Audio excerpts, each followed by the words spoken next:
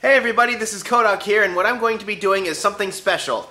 The Year in Review 2010 and how it has affected Bakugan. Probably not a lot of other reviewers are going to do that, and with that said, let's get underway!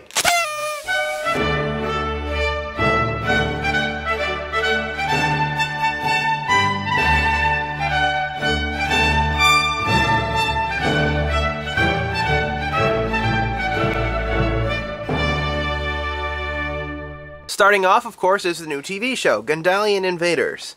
Unlike New Vestroia, so far it doesn't seem to be having a cheap cop-out for an ending, but since it hasn't quite ended yet, we'll have to see.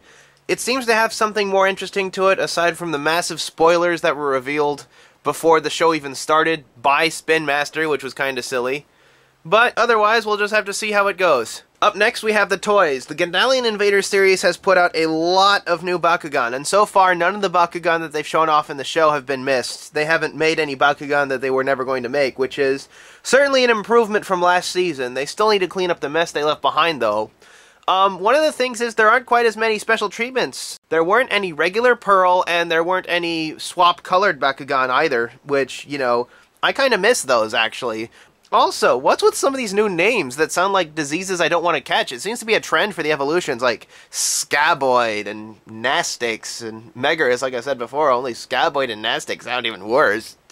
Ugh. In other news, G-Powers jumped from 780 to 900 pretty much with the new Double Strike 2s that get you the additional bonus on the card. And the evolutions have allowed them to skyrocket even more. My current record is a Scaboid with 1,280 Gs. It's just insane. And also, the new Colossus Bakugan, while certainly more useful than the Maxis Bakugan, seem a tad bit gimmicky. Alright, up next, Battle Gear.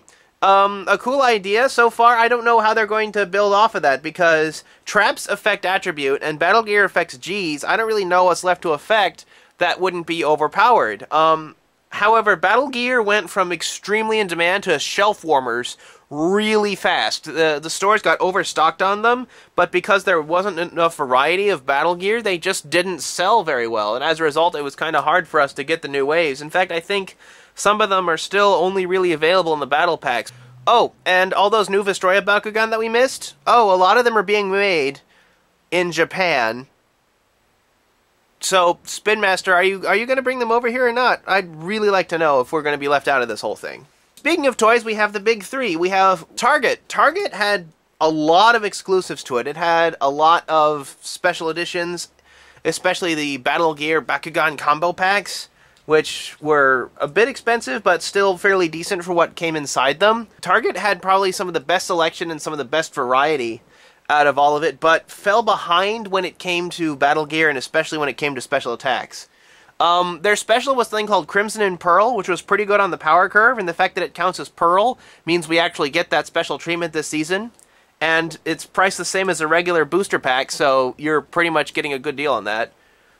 Up next is Walmart. Walmart was better on the Super Assaults. They are pretty much where I got all of my Super Assaults. A lot of people are still back on the first wave of the Super Assaults, whereas Walmart so far is the only one I've seen that has the new packaging. Walmart came out with something called Bakugan Stealth, which had no special effect and was priced higher than a regular booster pack, and not until recently has begun to get an effect. Yeah, some of the more recent ones contain cards called something Sneak, or whatever, like Light Sneak, Dark Sneak, that when you use them with a Stealth Bakugan prevent your opponent from getting the gate bonus, which can certainly be very useful in certain situations, but still a bit overpriced. And then we have Toys R Us. Poor stick-in-the-mud Toys R Us. They got off to a good start with the Gundalian Invaders leak, but after that, when the other stores caught up, Toys R Us's higher prices meant that they had a big case of shelf warmers going around. And the fact that they weren't selling their older stuff meant it wasn't circulating, and people don't want to buy the older stuff, so their stuff just got stuck, and only recently have they started to show off some of the newer stuff. Their exclusives are the Colossus Darak and the one-size-fits-not-me Dan's glove. Yep, poor guys. Hopefully they'll do better next season. Finally, the events. First off, in the year, we had Bakugan. A cool premise and a nice idea, but very poorly managed, and by the time it was over, a lot of us could tell it was a poorly organized, rather large farce that didn't go to enough places. Spin Master tried to run before they could crawl when it came to organized play with this one. And I'm sure the company lost a bunch of money on it because I haven't seen any reports of another Bakugan happening on the website. Up next, we have the Battle League, which is closer, but not quite the cigar. What they need to do is they need to appeal to people like me who are a bit older who could run a tournament themselves rather than having Toys R Us run it. That's what Yu-Gi-Oh! And Pokemon and all their competitors do, is use local venues and stuff. If Spin Master had the courage to start doing that, I think they'd find their organized play program would do even better. We'll just have to see if Spin Master will get on the ball for that. I honestly wonder what business model they used for the Bakugan Battle League and this Bakugan monstrosity, because it seems like they just kind of pulled it out of nowhere. They didn't seem to do much research. And finally, we have Bakugan Dimensions. It came out really late, it was apparently really buggy, and I haven't really gotten on it yet, but that's one of my New Year's resolution. Tomorrow, January 1st, 2011, I am going to finally get on Bakugan Dimensions.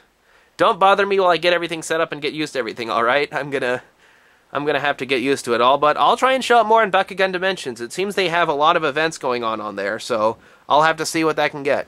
And that's the year in review. Well, I guess we'll have to see what 2011 holds. It'll hold the end of the Gundalian Invaders series and the Gundalian Invaders Bakugan, and it will introduce a new series, Mechtanium Surge. It'll be interesting to see what kind of gimmick they come up with other than the metallic parts of the Bakugan to make it interesting, and we'll have to see what else happens in the new cartoon series. So, anyway, for the rest of the year, the end of the year 2010, this is Kohdok signing off. Happy New Year!